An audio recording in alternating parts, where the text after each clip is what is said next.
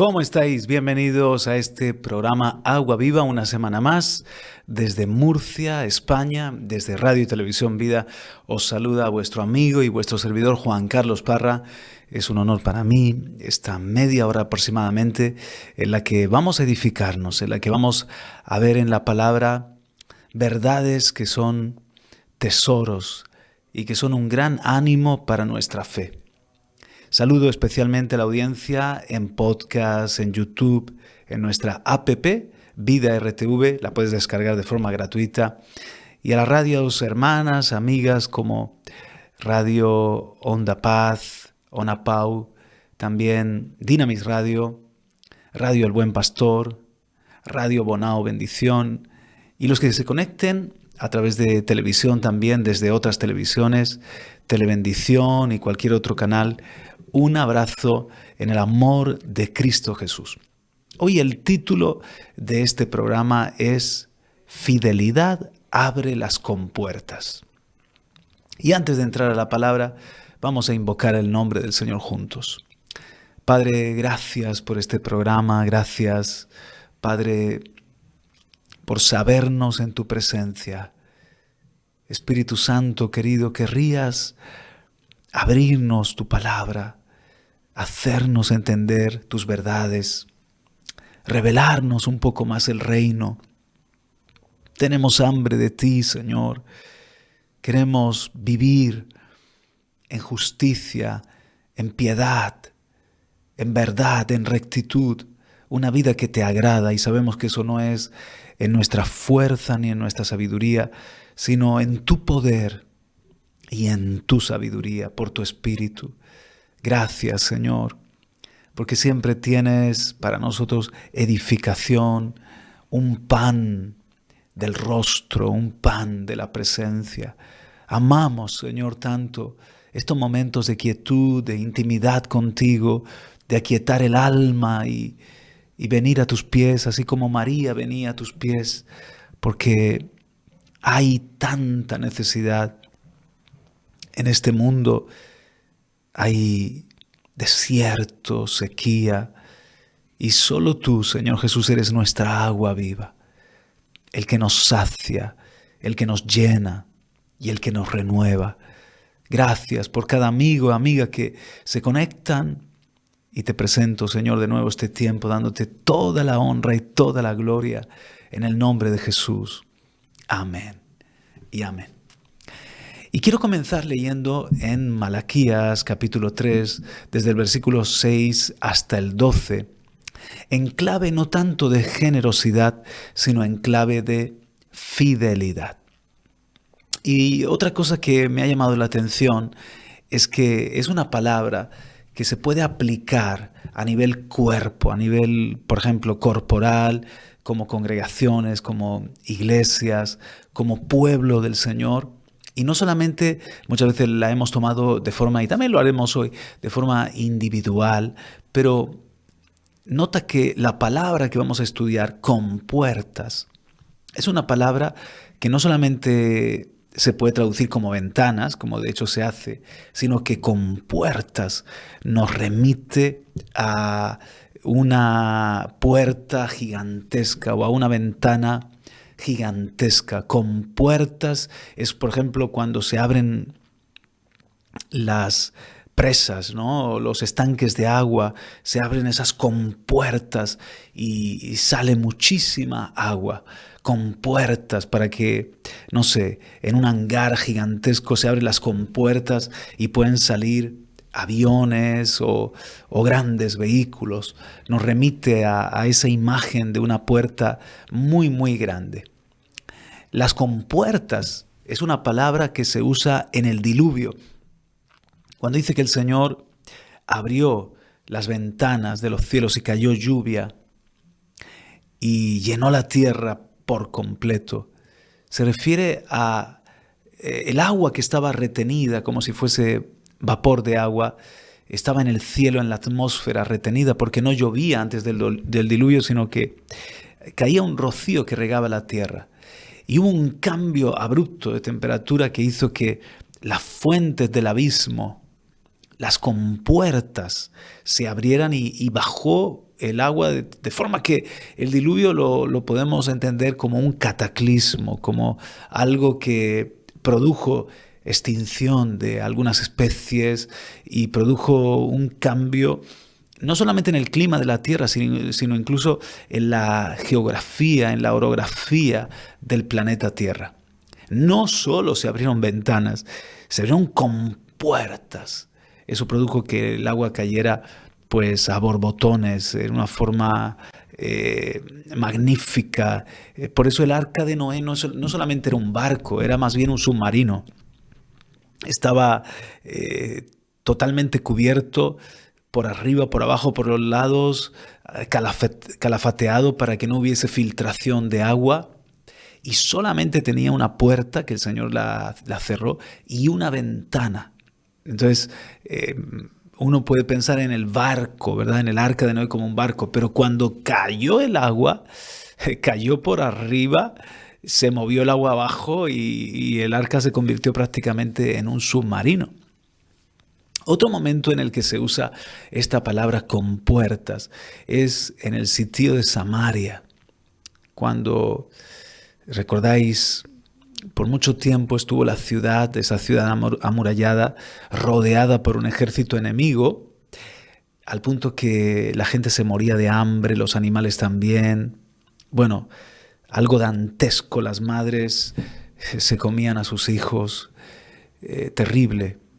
Y estaba el profeta Eliseo en ese contexto, cuando lo culpan a él él había profetizado que iba a pasar esto, y lo culpan a él de la situación del hambre. Él dice, mañana va a haber tanta comida y tanta bebida que se abaratarán los precios, estará todo a precio de saldo, regalado, de tanta abundancia que va a haber.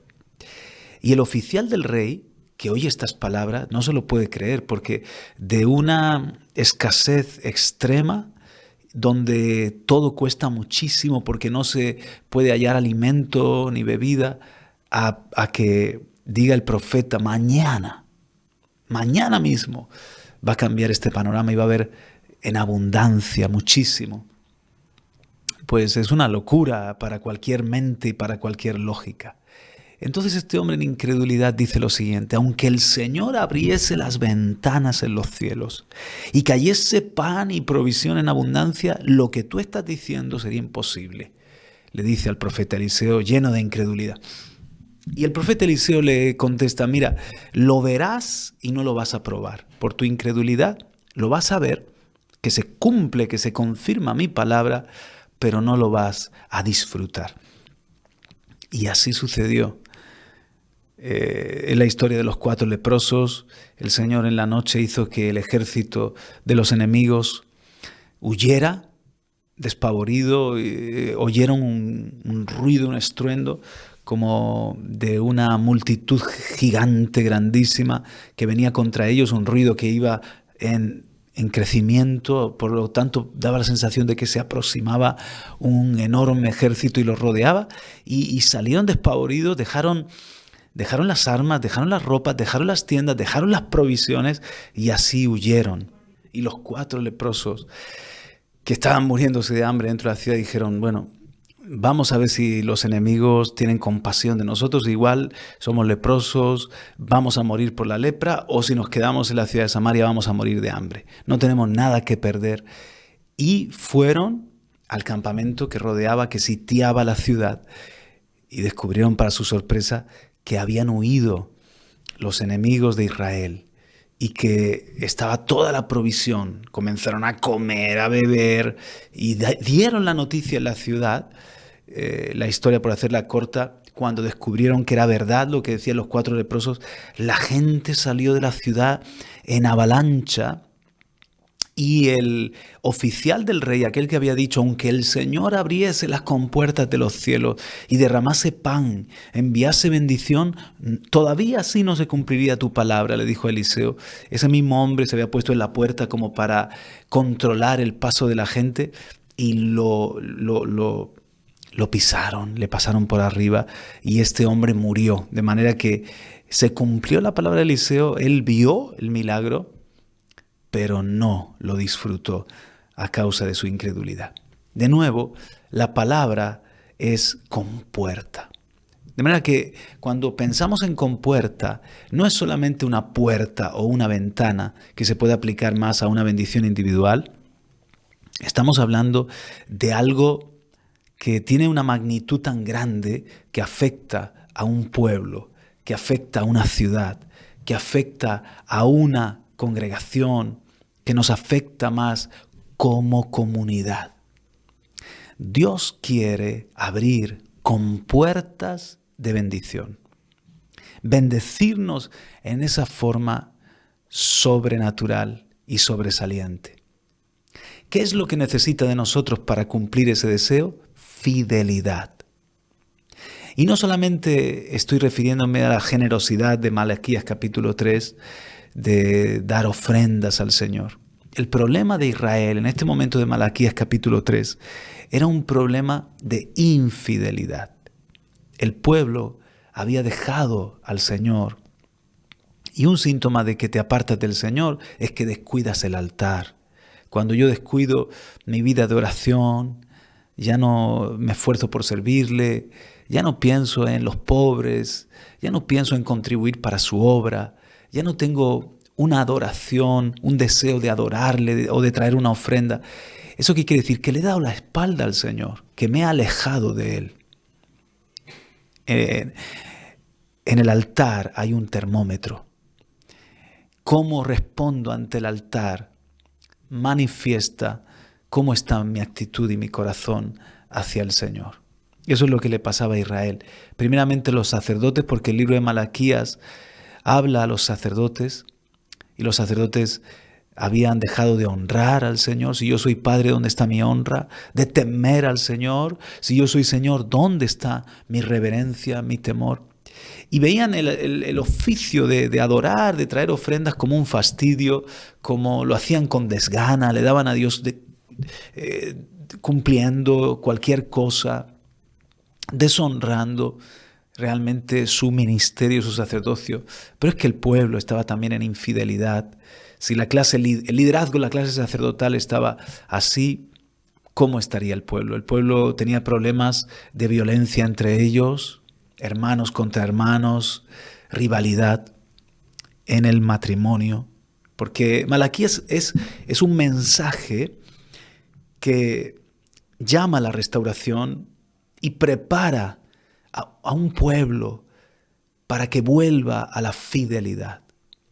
Denuncia ciertos pecados. Uno de ellos es la infidelidad de los hombres a sus mujeres, de las mujeres a sus hombres. O sea, dentro del matrimonio, el divorcio o el ser desleal a la mujer del pacto. También aquellos que decían es en vano. Entre ellos hablaban, no tiene sentido que sigamos fieles a Dios y temiendo a Dios, porque el Señor se ha olvidado de nosotros. Y dice Dios que Él lo oyó y tomó nota de esas palabras. En cambio también el Señor oía a los que se animaban unos a otros diciendo, mantengámonos fieles a Dios, mantengámonos en honra, en obediencia, porque haya o no haya bendición, Él merece, Él es digno, Él es Dios. Y Dios tomó nota también de aquellos fieles que se animaban de esta forma, y para ellos habla bendición, para ellos dice que el Señor les amanecerá y le resplandecerá el sol de justicia trayendo sanidad en sus alas. Entonces el libro de Malaquías termina, es el último del Antiguo Testamento, anunciando que vendrá un Malaki, un mensajero que preparará el camino al Señor, refiriéndose a Juan el Bautista, que es el siguiente profeta después de Malaquías, el siguiente profeta que aparece en las Sagradas Escrituras y preparó el camino para el Mesías. Pero si dais cuenta, antes de la segunda venida de Cristo también, esta unción de Elías, esa unción de Juan el Bautista, de llamarnos al arrepentimiento, de restaurar todas las cosas. El mensaje de Malaki, el mensajero, el que prepara un pueblo bien dispuesto, el que prepara el camino al Señor, será un mensaje muy importante, fundamental. El Espíritu Santo lo va a subrayar. Y hoy en este programa de Agua Viva nos está invitando a que reflexionemos sobre nuestra fidelidad. Bajo este principio, fidelidad abre las compuertas. Dice en Malaquías capítulo 3 y verso 6, porque yo el Señor no cambio. Por eso, hijos de Jacob, no habéis sido consumidos. Desde los días de vuestros padres os habéis apartado de mis leyes y no las guardasteis. Volveos a mí, y yo me volveré a vosotros. Ha dicho el Señor de los ejércitos, mas dijisteis, ¿en qué hemos de volvernos? Verso 8, ¿robará el hombre a Dios? Pues vosotros me habéis robado. Y dijisteis, ¿en qué te hemos robado? Contesta Dios, en vuestros diezmos y ofrendas. Malditos sois con maldición, porque vosotros, la nación toda, me habéis robado. Traed, verso 10, traed todos los diezmos al alfolí, y haya alimento en mi casa. Y probadme ahora en esto, dice el Señor de los ejércitos, si no os abriré las ventanas de los cielos y derramaré sobre vosotros bendición hasta que sobreabunde. Y aquí aparece esta palabra ventanas, pero que realmente es la palabra compuertas. Es la palabra que digo se usa para el diluvio, es la palabra que se usa en el sitio de Samaria. Vuelvo a leer el verso 10. Traed todos los diezmos al alfolí y hay alimento en mi casa y probadme ahora en esto, dice el Señor de los ejércitos, si no os abriré las ventanas, las compuertas de los cielos y derramaré sobre vosotros bendición hasta que sobreabunde. Reprenderé también por vosotros al devorador y no os destruirá el fruto de la tierra, ni vuestra vid en el campo será estéril, dice el Señor de los ejércitos. Y todas las naciones os dirán, bienaventurados, porque seréis tierra deseable, dice el Señor de los ejércitos. Fíjate, esta es una palabra para el pueblo en general. Y es que había un problema de infidelidad. Habían dejado de honrar al Señor con las ofrendas y de ser fieles con los diezmos. Y de alguna manera, lo que a Dios le correspondía, ellos se lo estaban quedando. Estaban robando al Señor. ¿Cómo estaban las compuertas? Estaban cerradas. Y el devorador acampaba a sus anchas, trayendo daños, esterilidad, pobreza. El Señor llama a la fidelidad. Volved a ser fieles. Volved al altar. Volved a amarme a mí primero, antes que vuestras propias casas y vuestras propias necesidades. Ponedme a mí primero. Vuestra fidelidad hará que se abran las compuertas. Y voy a dejar que toda la bendición que yo tengo para vosotros, porque Dios es un Dios que no quiere nuestra maldición, no quiere nuestra pobreza, evidentemente, quiere nuestra bendición. Quiere que seamos un pueblo deseable, una tierra bendecida, una tierra de delicias, también se puede leer así en el original, delante de las naciones, que seamos un testimonio como un pueblo que vive bajo la protección del Señor. Yo reprenderé por vosotros al devorador, pero también bajo cielos abiertos, las compuertas de bendición abiertas. Pero nuestra fidelidad abre las compuertas y nuestra infidelidad cierra las compuertas. Y fíjate, esta es una palabra que la podemos tomar como pueblo, como congregaciones a nivel corporal, así como fue un mensaje dirigido a Israel. El énfasis que hago es como nación del Señor, como la iglesia, que somos una nación dentro de las naciones de la tierra. Como un pueblo suyo que podemos ser tierra deseable, es decir, que nuestras familias, que nuestros trabajos, que nuestras congregaciones puedan ser un oasis en medio del desierto, una tierra deseable, que marquemos una diferencia como Israel fue muy diferente en Gosén frente a todo lo que estaba pasando en Egipto. En Egipto había tinieblas, en Gosén había luz. En Egipto había plaga de insectos, en Gosén no sufrían ese azote. En Gosén, ahí estaba la protección y la bendición de Dios. Y eso es lo que el Señor también quiere hacer con nosotros en medio de las naciones de la tierra, que seamos un pueblo que vive con las compuertas de la bendición abiertas y la protección. El devorador no tiene arte ni parte, no tiene ninguna rendija por la que se nos cuela y nos daña y nos devora, porque estamos bajo la protección, estamos sometidos bajo la cobertura, porque estamos siendo fieles. Hay bendiciones que tienen tu nombre y que están retenidas por tu infidelidad. ¿Puedes creer eso? Hay bendiciones que están reservadas para ti y para tu casa y que están retenidas en el cielo por nuestra infidelidad. Dios quiere bendecirnos, pero es que no le dejamos porque vivimos fuera de su voluntad o fuera de su protección, fuera de su cobertura. Nuestra fidelidad abre las compuertas, nuestra obediencia prepara el camino para que el Señor cumpla su propósito, haga lo que quiera hacer con nosotros. Y para que nosotros podamos servirle en la tierra, necesitamos su respaldo o no. Necesitamos su bendición en todo sentido, con nuestros hogares, con nuestra salud, con nuestras finanzas, protección. Necesitamos andar bajo cielos abiertos.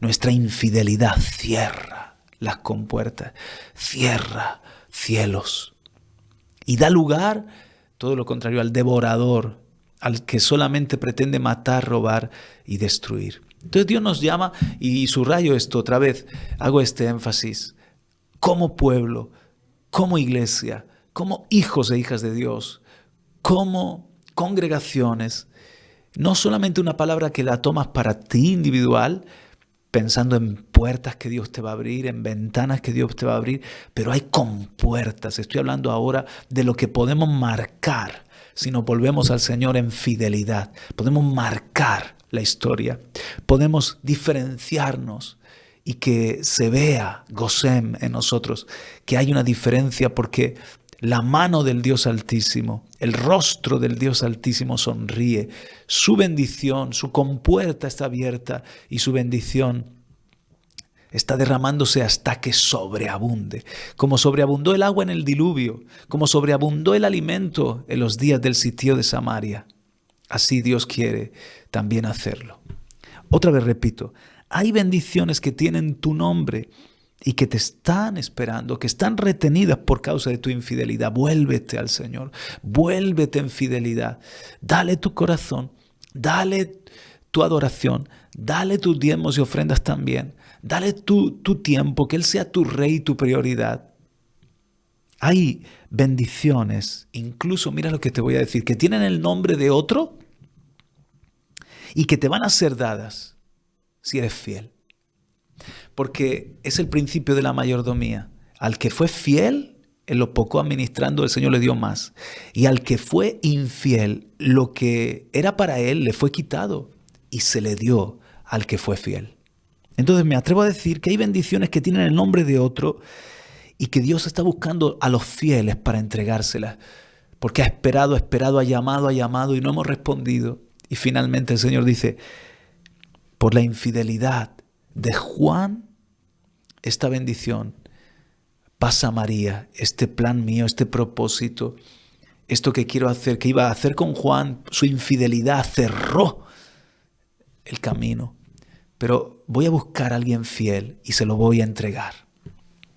Dios desposeerá a los malos mayordomos y le dará el talento o la mina a los mayordomos fieles.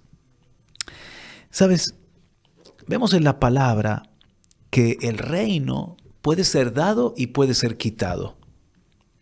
¿Cuándo es quitado el reino?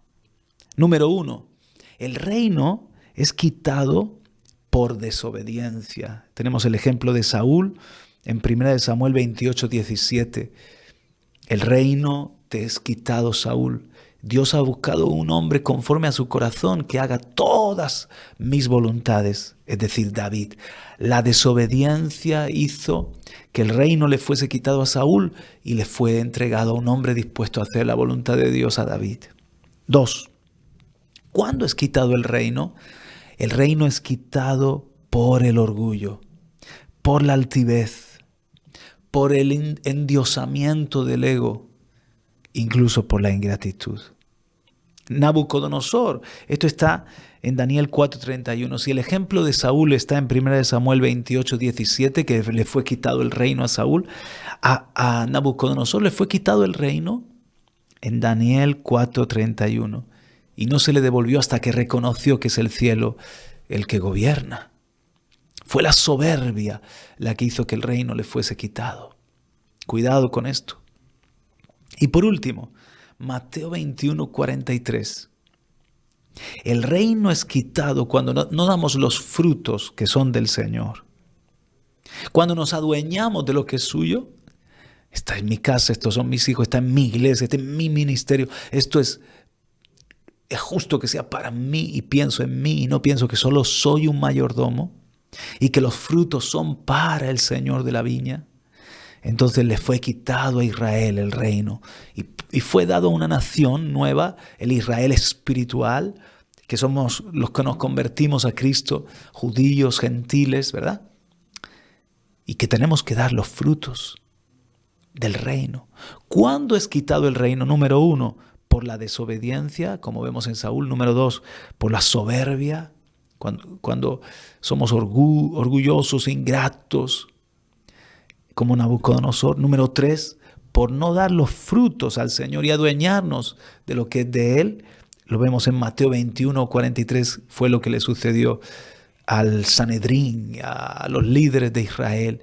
Se adueñaron del reino y el Señor dice, el reino os es quitado y se lo doy a una nueva nación que va a dar sus frutos, que se refiere a la iglesia, al Israel espiritual, donde ahí entran ya no solamente los judíos, sino todos los que son de Cristo, los que son de la fe de Abraham, los que nos convertimos al Señor, tanto judíos como gentiles, de toda tribu, lengua y nación.